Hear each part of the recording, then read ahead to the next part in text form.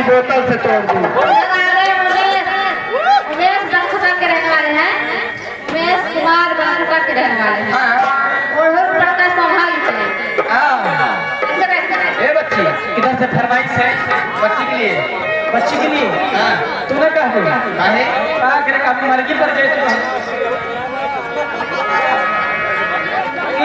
एकरे साइज के दूसरा माइक में। हां साइज के ओकरे साइज के अरे पीछे मोरे पड़ी गया। क्या बात है बाजार के जा भारी के बात यही है तबार के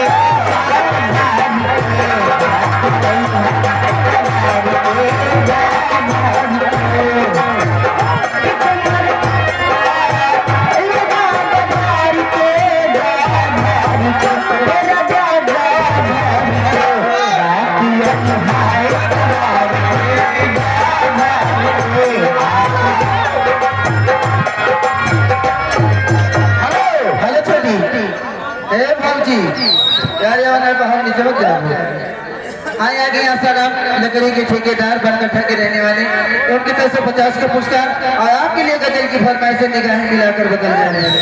ये आगे राजेंद्र मौर्य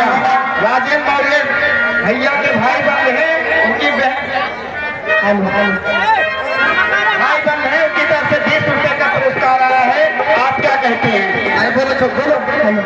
अरे निगाहें मिलाते बदल जाने वाले हमें तुमसे